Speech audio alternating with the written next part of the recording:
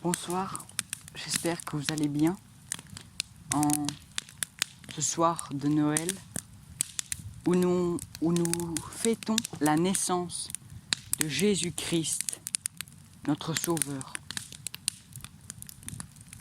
Oui, Dieu s'est fait homme par amour pour nous et pour nous sauver. Et aujourd'hui, j'avais à cœur de faire 2 lectures.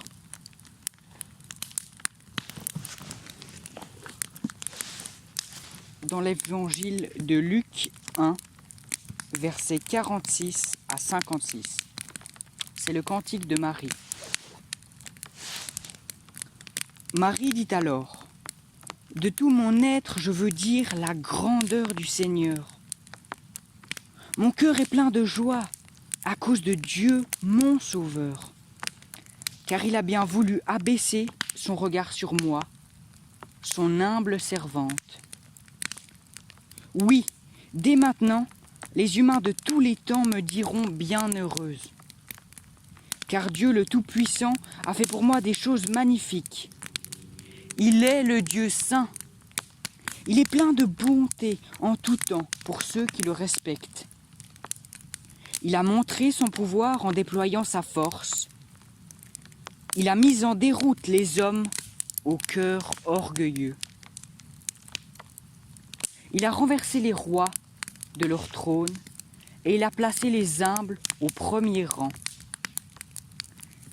Il a comblé de biens ceux qui avaient faim et il a renvoyé les riches les mains vides. Il est venu en aide au peuple d'Israël, son serviteur. Il n'a pas oublié de manifester sa bonté envers Abraham et ses descendants pour toujours, comme il l'avait promis à nos ancêtres.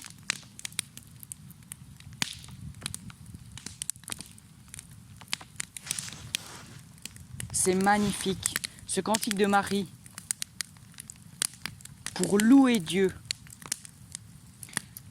Et oui, on a vécu une année 2020 très différente des autres, avec chacun des situations différentes. Le monde ne va plus bien, le monde ne va plus droit. On marche, on vit dans une obscurité permanente. Mais même au cœur de la nuit, on peut louer Dieu. On peut chanter ses merveilles.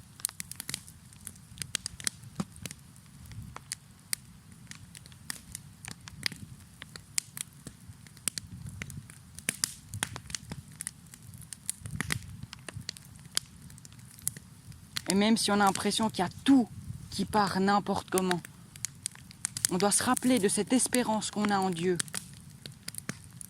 Qu'après cette vie sur terre, il y a la vie éternelle. Et que cette vie sur terre n'est que le début d'une merveilleuse expérience avec Dieu.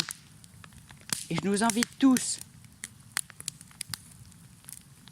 à rentrer en contact avec ce Dieu, ce Créateur incroyable.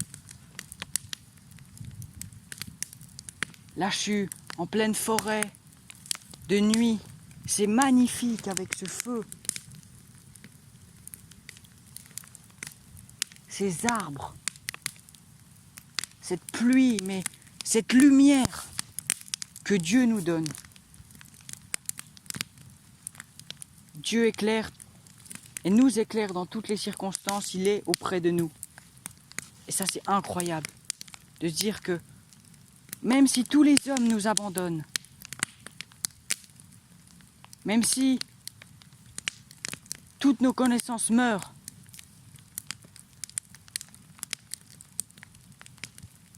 même si nos libertés sont restreintes, même si il y aura peut-être des crises économiques, même si peut-être qu'on sera persécuté, mais dans toutes les circonstances de notre vie, Dieu est avec nous. Et c'est incroyable, quoi qu'il arrive. Et ça me rend mais joyeux, mais ça me fait un bien incroyablement fou. Dieu ne nous abandonnera jamais. Et ça, c'est incroyable. Il a vaincu la mort, il a vaincu le mal.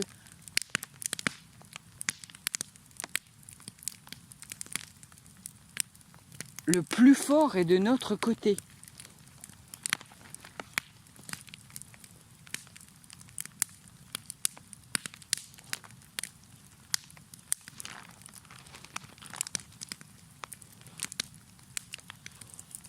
En un deuxième temps, j'avais envie de lire le cantique prophétique de Zacharie, aussi en Luc 1, versets 67 à 79.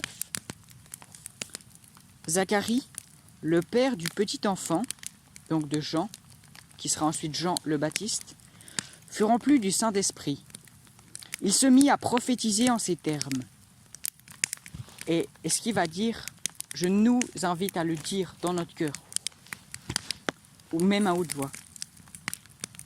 Loué soit le Seigneur, le Dieu du peuple d'Israël, parce qu'il est intervenu en faveur de son peuple et l'a délivré.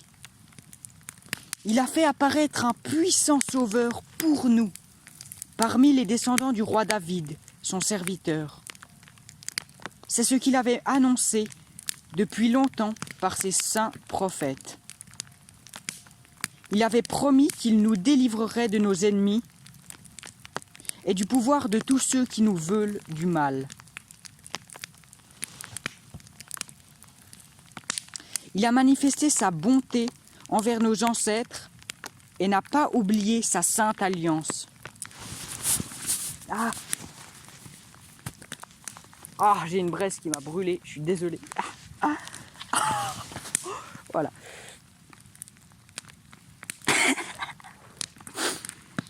En effet, Dieu avait fait serment à Abraham, notre ancêtre, de nous libérer du pouvoir des ennemis et de nous permettre ainsi de les servir sans peur, pour que nous soyons saints et justes devant lui tous les jours de notre vie. Et toi, mon enfant, tu seras prophète du Dieu Très-Haut, car tu marcheras devant le Seigneur pour préparer son chemin et pour faire savoir à son peuple qu'il vient le sauver, en pardonnant ses péchés. Notre Dieu est plein de tendresse et de bonté.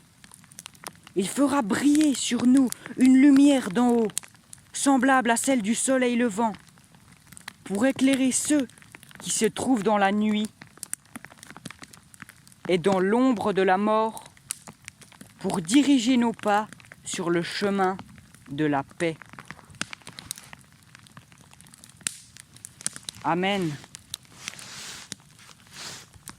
Cette année, j'avais envie de lire ces deux passages, ces deux louanges à Dieu incroyables. Et vraiment qu'on puisse s'y associer et les dire dans notre cœur, quoi qu'il se passe et quoi qu'il arrive. Et je vous invite aussi bien sûr à lire chez vous les passages de la naissance de Jésus qui sont aussi merveilleux. Très bonne fête et bonne fin d'année 2020. Soyez bénis, gardés et fortifiés par Jésus-Christ notre Sauveur. Et je vous souhaite le meilleur aussi pour l'année 2021, avec nos défis et tout ce qui va autour. À bientôt.